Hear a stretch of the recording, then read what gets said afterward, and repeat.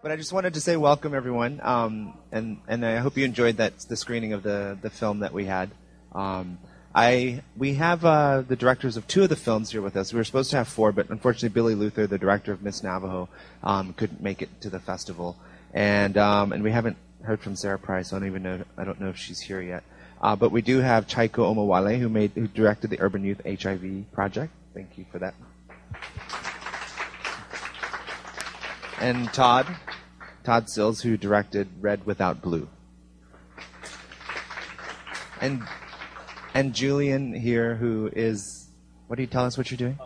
My name is Julian Sierra. I grew up in Truro, which is just a few miles south of, it might as well be Provincetown, but don't tell people in Truro that.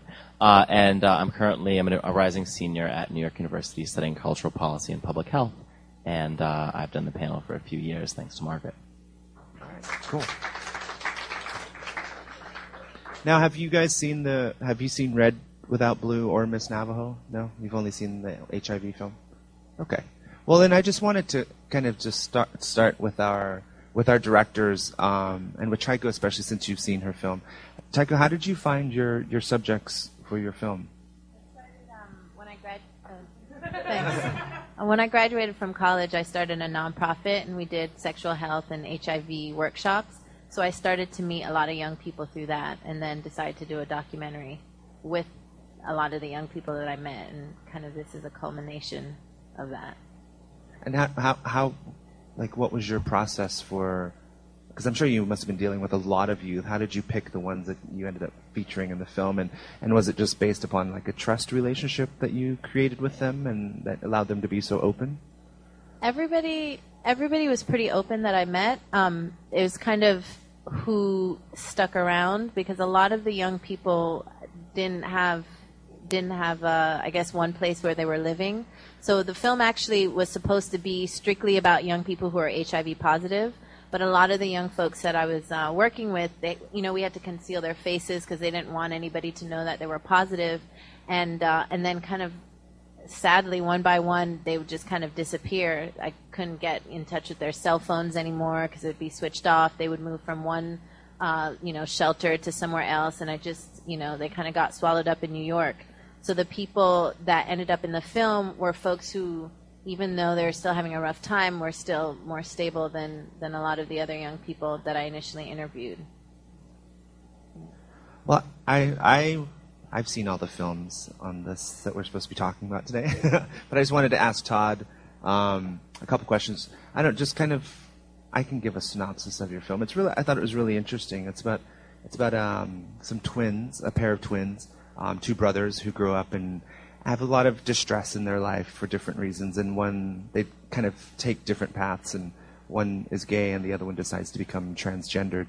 How did you find your subjects? There was 3 of us who did the project, and it was our first film, and one of the other co-directors who's not here, Brooke, she needed a roommate, so she put up a posting on Craigslist, and Mark, one of the twins, he was about 20 at the time, moved in, and just through talking with him, we sort of started to find out their story. They grew up in Montana and came out when they were about 12, and had a pretty rough experience. They attempted suicide when they were about 16 together, and then the parents forcibly separated them for about 2 years.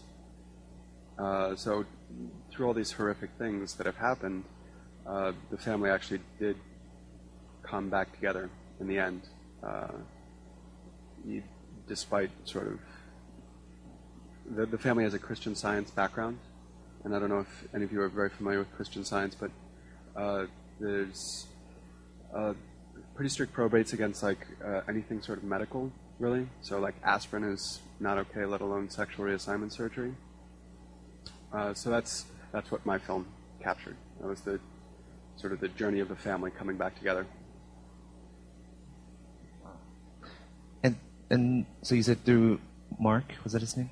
Mark was the male twin. Was the roommate, and you developed a relationship through that to start to tell Mark. The story.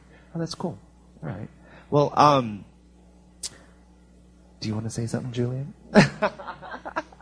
Well, I wanted to comment also on the other two films. One of the other films was, I know intimately, is because it's a film that I developed through Sundance Institute. It's the Miss Navajo documentary, and I hope that you guys maybe you might get a chance to see that film. But it's basically kind of looking at the history of the Navajo Nation. They developed a pageant called Miss Navajo Nation, and for about 50 years, their tribe has selected a young woman to represent the tribe as their Miss Navajo. And the film really kind of profiles all these former Miss Navajos, and also kind of like follows one young woman as she prepares for and runs in the competition. And it's kind of it's unlike any. It's not necessarily a beauty pageant, but it's much more of kind of a cultural pageant, because all the contestants are quizzed upon their Navajo knowledge, upon their Navajo language, and a lot of the skill and talent competitions are rooted in culture. And one of the competitions that's highlighted within the documentary is that the young women have to know how to butcher and prepare a sheep. And so I think that's really interesting. So hopefully you guys will all get to go see that one. And then Summer Camp by Sarah Price and Brad Beasley. I'm sorry. And Brad Beasley both co-directed that one, and follows a number of young kids as they go off to a summer camp and kind of experience life away from home. So I hope that you guys will get a chance to see that one as well. So Chaiko, tell me about, like, when did you finish your film, and what's been happening with it? Like, has there been any kind of screenings for the place where you used to work, or with the youth that you've worked with? It's actually not completely finished. This is still considered working cut. So this is the first time I've screened it to this many people. But last year we screened it in New York at the Department of Health for like 2 different youth organizations. And while we were filming, some of the young folks who worked kind of behind the scenes and who are in the film, we went to Jamaica together and screened little bits of footage to Jamaican peer educators, and then went to Atlanta and screened bits of footage for young people there, and kind of had this exchange between the New Yorkers and young folks from different places. So it's kind of at the beginning of its screening, but it's meant to be, my goal was to have it screened and have the young folks who are in the film be present, and then also have a workshop at the end of it to kind of draw up more of the issues that you can't really get into in the film. Todd, what about your film?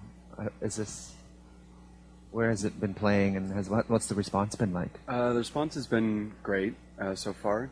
We started at Slam Dance, and we've screened at a bunch of different places, and we've had a lot of really sort of amazing screening experiences with, someone in the audience also having a transgendered twin.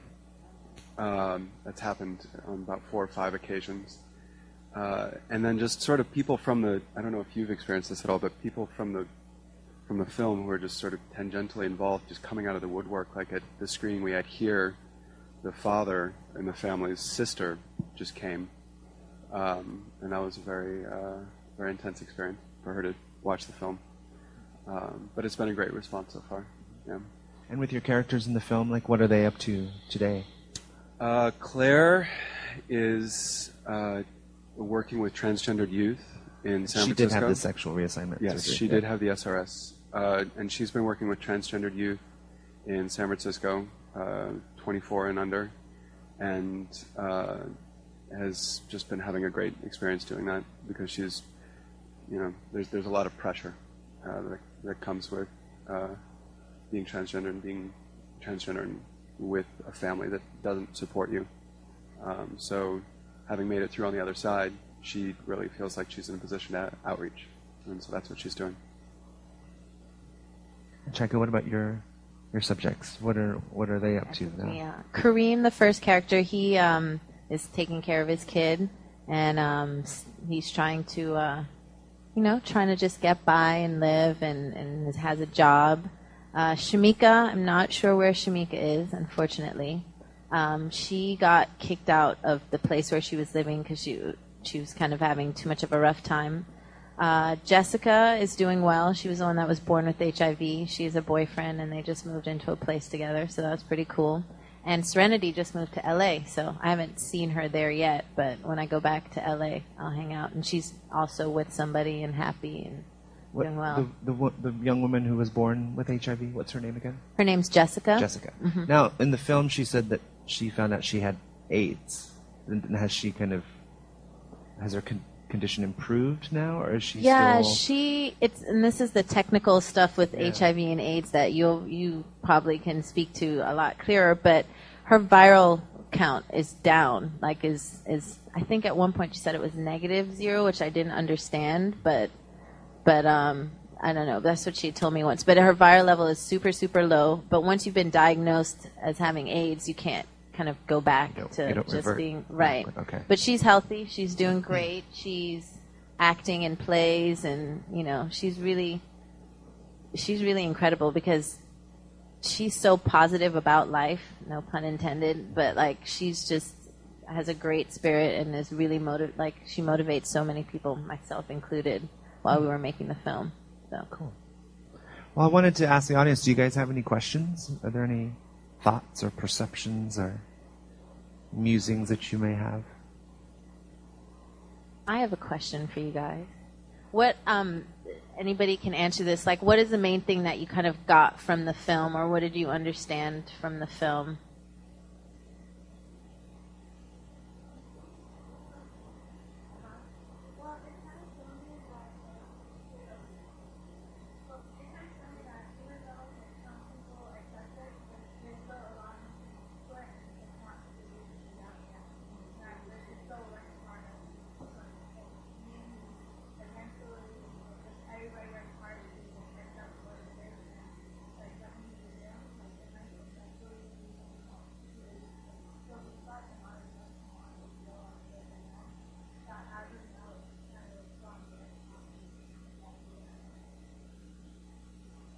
Was there anybody?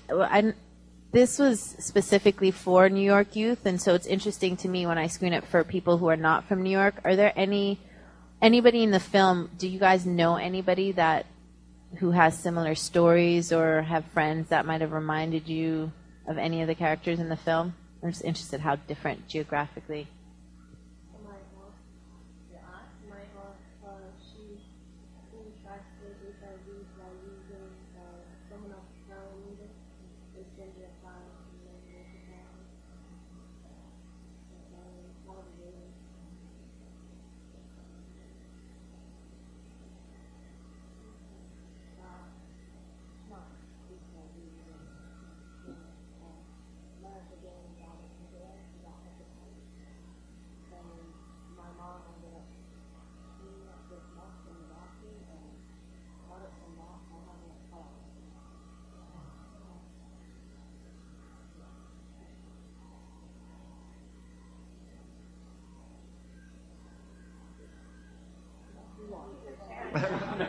Anybody else? Thank you.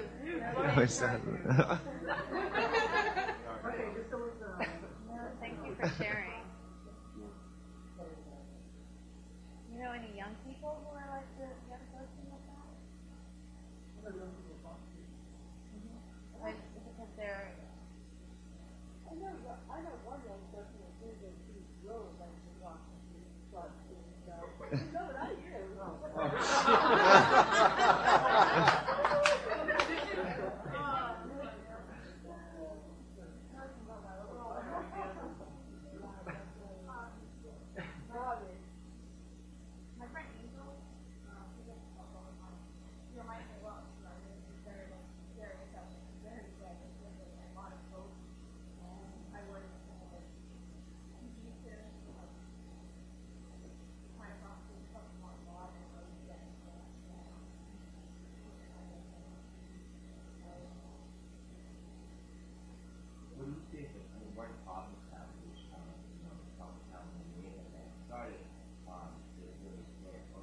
Noticed first that it was gay men who were being affected by it. In reality, drug users were actually some of the first people in this country. But Provincetown became one of the places where a lot of people were HIV positive and were dying of AIDS and came to Provincetown to die of AIDS. And we had someone here from the HIV support group, and Provincetown really has this part of this town's history is really dealing with AIDS and the AIDS epidemic. And I think in your film is sort of a different, there's similarities, but a different kind of epidemic, an epidemic that's not really on the radar screen as much as people, and very, and dealing with, yes, issues of sexuality, and yes, issues of marginalization, but also kind of, issues of structural violence is a term that's sometimes used, or sort of forces in our society that kind of certain people are kind of forces to use on people. But I don't know if you have any reflections. I don't know what your knowledge of the AIDS epidemic is really, but did this film sort of change your perspective of where HIV/AIDS is in our country today among people our age? I mean, typically a lot of people think AIDS, or not a lot of people, but there is this perception that AIDS is associated with people who identify as gay or have sex with same sex. Did this change perceptions, or how do you? I don't know. Any reactions to that? I forgot I was supposed to announce that. I'm sorry. Shall I read it?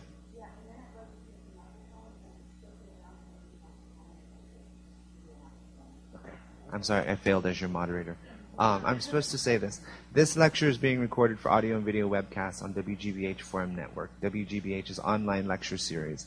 By participating in this discussion, you're giving your implied permission to be recorded. For information about the Forum Network, please see our website, www.wgbh.org/forum. Okay. On the website. Okay. Should we pass this mic around?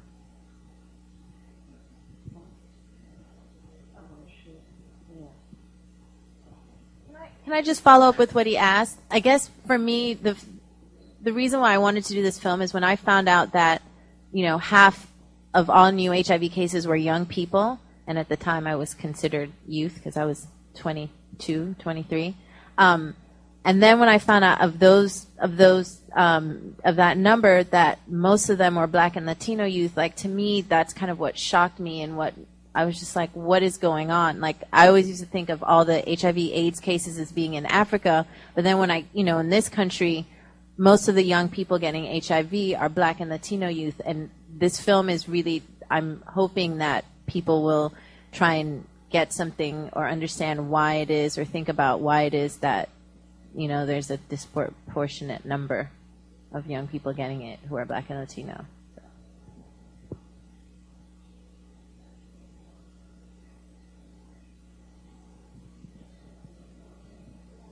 Yeah. Okay, well, as you had said about this being made specifically for youth that came from New York, I understand that the ethnic background and makeup of New York is a lot different. And I myself am Latino, I'm Puerto Rican, but I grew up in the suburbs. I'm very, middle class. And for me, it was kind of hard to identify with the characters in your film just for the fact that the lifestyle that they've lived is different. The way they've come up is different. They've had to fight struggles that I haven't had personally to fight because I've come from a very sheltered, very safe nuclear family structure. And just even the vernacular kind of made it difficult for me to understand the message that they were trying to communicate to me, if that makes any sense. I don't mean to criticize, just... No. I just wanted you to see where I'm coming from. As I was watching the film, I found it hard to identify with the characters because they have a very different lifestyle than I myself lead. No, I understand. Hi, everybody. I'm Mike Cheney. I'm a volunteer here at the film festival. I'm also a case manager at the AIDS Support Group of Cape Cod here in Provincetown. We serve about 400 people from Provincetown down to the Bourne Bridge. Just to give you a perspective on, and I think you showed it in your film, probably the last 30 intakes that we did with people, 25 of them were in their early 20s. They were being diagnosed with HIV and AIDS, and it's an alarming thing. It really is. It shows that people your age are really coming in contact with it. And three things happen when you meet somebody that you're having sex with. They either don't have the virus, they don't know they have the virus, or they have it and they're not revealing that they have it. So you do have to be really, really careful. To put some perspective on the face of AIDS, which none of you have ever seen. Here in Provincetown back in the 80s when HIV and AIDS came out and it was called the gay cancer, there were 6 or 7 people dying a week. We see 6 or 7 people dying per year now, which is really a testament to the drugs. Although the drugs aren't the end all, they are not a cure. There's no guarantee that they could work for you. So it's really about taking care of yourself. It's really about taking care of each other and being responsible because it's out there. And you talked about the suburbs. it's there too. It's everywhere. And in the suburbs where we're seeing a lot is through drug use, through crystal meth, and things like that. And the problem with crystal meth use, which we've got a tremendous crystal meth problem here in Provincetown. We have something called, that I'm on, called the Crystal Meth Task Force, but it's not even recognized by the police. The police don't believe that there's a crystal meth problem in Provincetown, which is really sad. And it's here, and it's, we're seeing it. A lot of people that are in the Midwest that are being contracting the virus are getting it through drug use.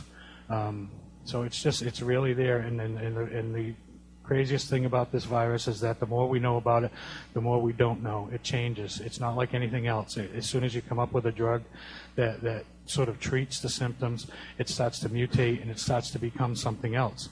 So you really have to be very, very careful. It's there in Fall River. It's there, and I'm from New Bedford. It's there. I have children in New Bedford that it scares me. I just had my annual AIDS test last year, and even though I haven't indulged in any risky behaviors and stuff, it's a very scary thing. I'm almost sure it's going to come back negative. I hope it will. It has for the last 20 years. I've been getting tested, and we advise you to do that, and take advantage of services here in Massachusetts. We have some of the best in the world, in the country, here in Massachusetts. So Provincetown is one of only 4 places in the state that has a needle exchange, so where people can go and get clean needles. So it's dangerous, it's out there, and you really have to take care of yourself, because if you don't, no one else is going to. Thanks. In addition to piggyback off,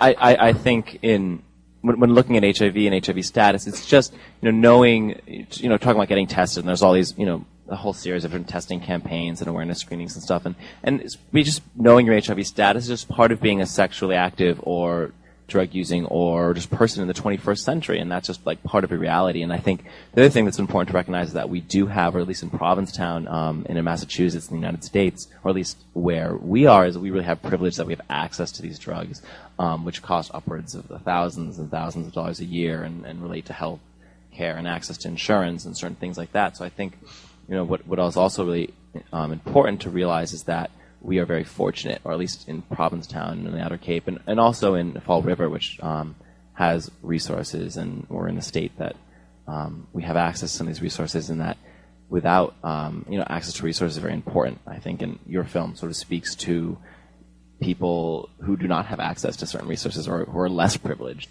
than certainly we may be here on the Cape and elsewhere. And that's another part and piece to this kind of puzzle. All right, to follow up with what he said, I realize that whether you have it or whether you don't, nobody understands it, and I think that's the majority of why everybody's so afraid of it. Like, there's some people who turn it into a joke when it's really not. Like, me and my friend had something happen with posters we made for English for MCAS, and everybody thought it was really funny until he went up to the teacher and was like, all right, this isn't right. Nobody understands it, and they turn it into something that it's not, looking down upon everybody else. I think that there should be, like, they have sex ed courses, but I think people should be more informed about it, because it's everywhere, no matter where you are. It's probably right around you. It's probably right around the corner. It's everywhere, and people need to get used to it. Thank you for that. I was going to say thank you for that. And yes, like HIV and AIDS is very prevalent, and it is everywhere, but it's also something that, I think it's important to not just focus on the fear of it, and just adopting practices that, like, adopting preventative practices, what we call like condom use and clean needles, etc. Those practices can kind of lessen that fear. And I think it's also important to realize that HIV and AIDS is a disease like many other diseases. And yes, it is a very terrible disease, but it's also a very stigmatized disease, and I think we need to remove that stigma. I mean, when you touch a doorknob and you get a cold, and no one's like, oh my God, you're a horrible person, you didn't wash your hands, and you have bad hygiene, and you deserve this, and you'll rot in hell.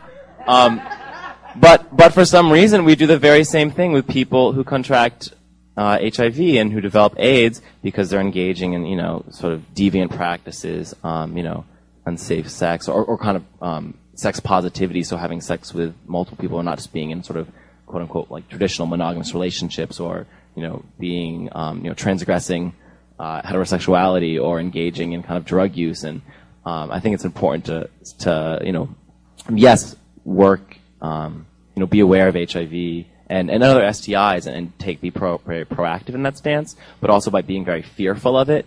In a way, it kind of lets the other forces that are kind of saying, well, you didn't use a condom, or you used a dirty needle, you deserve this, you'll burn in hell, etc. All people with HIV should be branded. The kind of rhetoric we really heard in the '80s, and which resurrects itself, quite frequently in some places, is just feeding into that. And I think it's important to be allies and to be proactive and sort of being like, yes, this is part of our lives and this is a factor of being a person today, but it's also not gonna, we're not gonna let fear kind of run our sort of existences.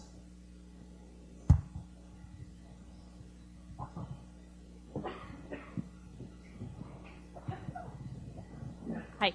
I don't know how. Too close? All right, I don't know. All right, we're good. Okay, you can call me an over-analyzer, but I was interested in knowing where you got your statistical information, because the alarming statement that you had said was, I forget the number, but the number wasn't important, was that people who come from a dysfunctional home were so-and-so more. Now, what defines a dysfunctional home? And how is this information taken unbiasedly?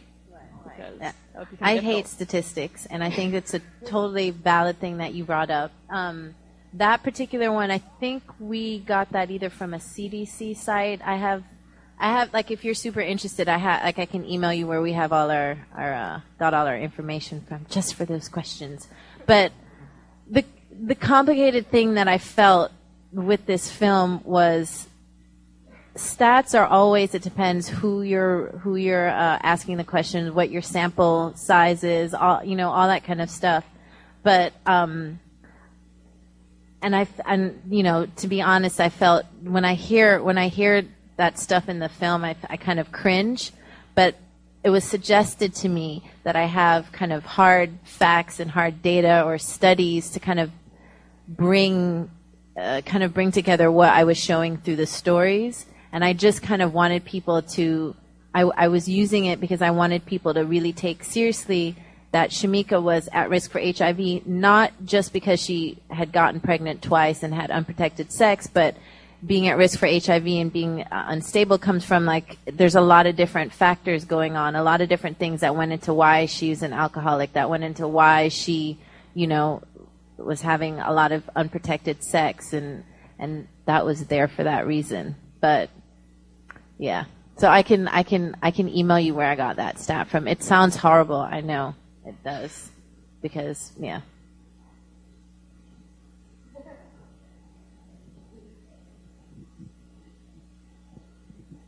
Hi, my name is Cheryl Egan Donovan, and I'm a filmmaker, but I'm here today as a representative of Women in Film and Video, and we have a youth outreach program that we're doing, and we're trying to get students and young people involved in screening their films in Boston. So I just want to say, if I'm going to be curating a program that we do called Chicks Make Flicks, starting in September with MIT Women's Studies Department. So we'd love to show people's films, students and young people's films, and you can contact me. Our website is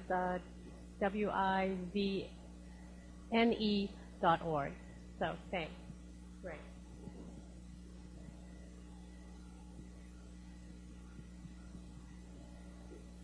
I don't want to get off of this topic that we're on, but there were 4 films, and I saw Miss Navajo.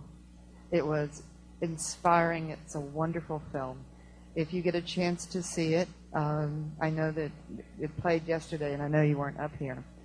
And as Bird said, it's because culture was being lost, because the Navajo children in the past were put in boarding schools where they couldn't speak their language and they couldn't practice their religion. So part of the Miss Navajo pageant is for students to study from their elders, young women, and to learn the Navajo language and to keep it alive and to keep alive traditional methods of cooking and crafts and essentially living in harmony.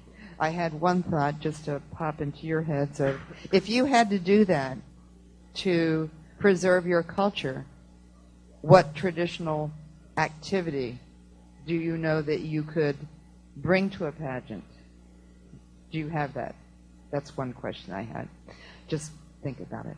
And I wanted to ask Bird, how are you using the film? Is it being distributed to young people? Well, right now it world premiered at Sundance this past January, and it does have a broadcast agreement with ITVS, so it's going to be broadcast on Independent Lens on PBS, probably sometime this fall. And right now, Billy, he's just kind of traveling the festival circuit with it right now. He just recently took it to Sydney. It's playing here, played in New York last week, and he's just kind of traveling with it right now. But one of the things was he did take it home to his own reservation. Do many of you know where the Navajo Nation is? Anyone? No? Yeah. It's the biggest Indian reservation in the United States, and it's in the southwestern United States. It takes over part of Arizona, New Mexico, and Utah. And they're the biggest tribe in the whole country. There's about 250,000 Navajos.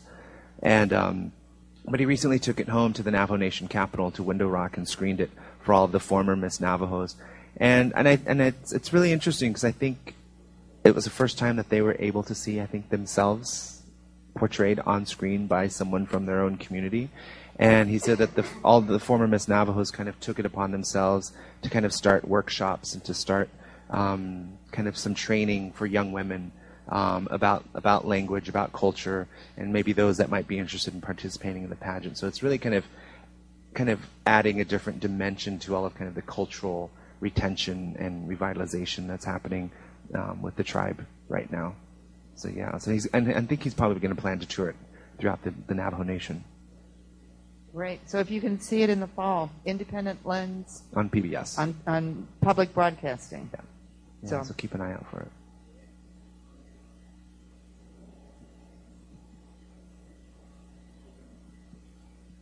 I just wanted to give you a little clearer answer on the statistic thing. A lot of the statistics that we get are sort of put forth because the people that we get them from sort of avail themselves to services, other services, and then they could sort of come in the back door. You know, if you don't fit into any of those groups that they were talking about, that it doesn't mean that you can't get HIV. You know, it doesn't discriminate. It doesn't care if you're black or white, male, female, gay, bisexual, transsexual, whatever. And it can be anyone. So yeah, those statistics things can really get in the way, but it's just important to know that anyone can get it. I just wanted to go back to some questions that you posed to us about your film, and what I took from it, because I learned a lot, really, because I'm from New York City, but I don't have a lot of those experiences, and it was great. But and one thing that I was thinking about it, right, is that it seemed to me that the new epidemic, or the new way that HIV and AIDS is in the world that we live in, is kind of in a depoliticized way that really seems contrasting to when AIDS first was on the scene, and how politicized it became. And the reason that we were able to get the drugs is because we had all these really awesome activists and this grassroots organizing up in arms about it. And I was just going to ask you, like, why your film was do you think it'll become more political, or a movement could take place surrounding these issues or something? Because, for example, when Serenity was like, well, I had abstinence-only education, there's a reason for that. Like, there's politics that are behind that are framing these things, and people in power and people who aren't in power, and that whole system is in place and playing a really huge role, and that seemed to take, like, a very backstage role in your film. And so I just wanted to know what you think about, like, the politics or like the movement building behind this problem. I love what you just said. Thank you so much. The politics isn't in my film explicitly, but to me the film is political because I'm stating from the beginning, this is, although HIV doesn't discriminate, I'm saying, listen, how can you ignore the fact that majority of the young people getting this are Black and Latino, and that number they live in a marginalized community. That, to me, off the bat, is political. I would love it if when young people saw it, before even voting age, I would love it if New York students would walk out and be like, we're not going to school until you guys provide us with good schooling or sex education. I'd love it if young people all over would get together and, and people there are young people who are doing a lot of amazing work. We obviously need more of it, and youth voices need to be heard, but my goal for the film was for people to want to speak up about schooling, speak up about homophobia, like all that kind of stuff, because that's all political to me. It's like who gets the money, which schools get money, all that, which parents have a decent wage so that they don't have to work all the time, so they could be home at, who goes to prison, what is the prison industrial complex, blah, blah, So to me, the film is really political. I tried to not tell people what I would want them to do. So I agree. I did think it was political. I mean, because what you're showing and what you're suggesting isn't what we're just given, I guess, and it's breaking myths, and so it in and of itself is a political act, but it wasn't necessarily showcasing political movement building. Do you know what I mean? And so that was why I was. That's what the workshop is for. Yeah, excellent. Okay. You can run a workshop. I will give you the film, and you should do a workshop because you sound like you know what you need to do. So yeah, totally. In watching all of these films, I was kind of taken back. In the summer camp film, some of the camp counselors talk about how a lot of the kids attending their camp have ADD or ADHD and are on medication, and talk about 6-year-old children who are diagnosed as being bipolar.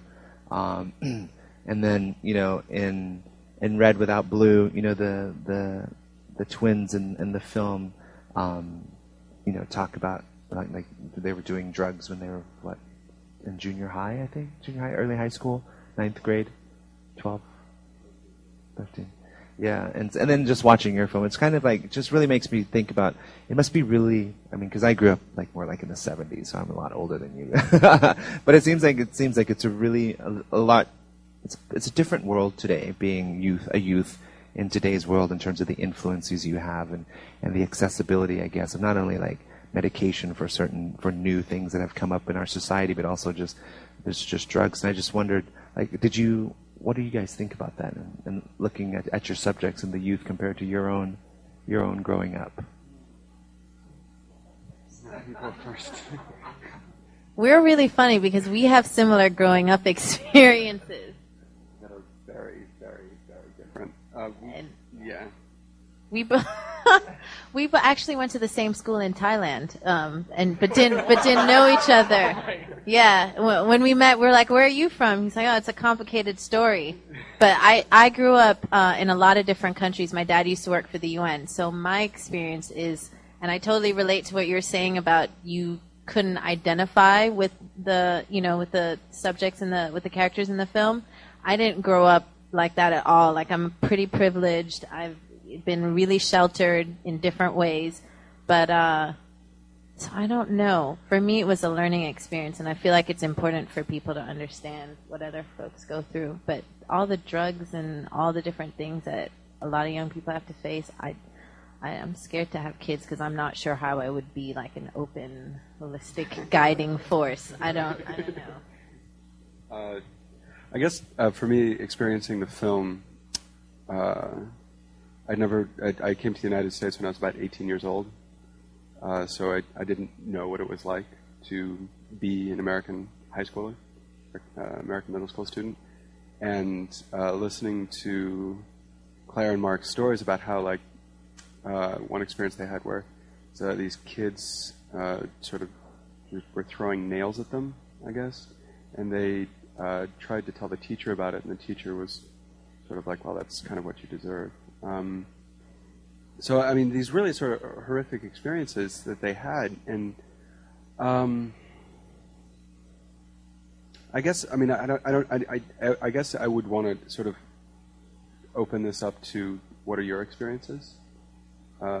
In some ways, I mean, we're here to talk, but I think we're also here to listen. So I don't know if any of you have any, I don't know if you know any trans people or have had similar experiences in high school. We've got about 3 minutes. So if you can truncate it to 3 minutes. Hey, I'm sorry. I'll make this quick. But experience-wise, I was just sitting in class one time, and it was us two.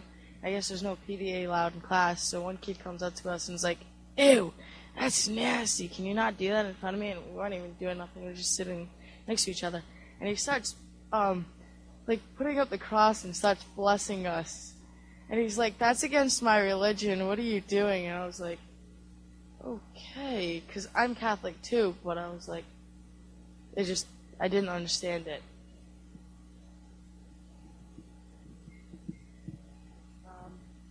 My friend Maddie is transgender, and he's about 16, I guess, and he just came out in, I don't know, I think 2005 or 2004.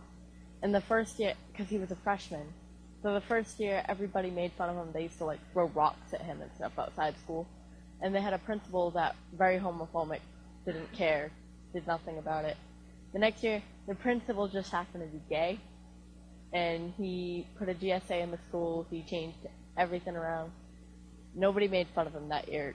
Now he's a junior, and he's going for senior class president next year. Very popular now. Tell your friend Maddie that the film, because I know a lot of you guys didn't get a chance to see it, is going to be screening on the Sundance Channel on June 25th at 9 p.m. So, and if he wants to, if Maddie wants to share the experiences of trying to run for class president, then you can leave stuff on both the website. So nice.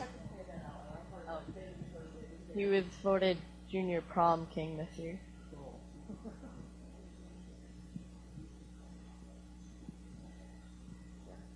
Well, sadly, we must wrap up, but I hope that the conversations will continue with you and within your own groups. I just want to thank our filmmakers and our guests on the panel. Thank you for being here and offering your opinions.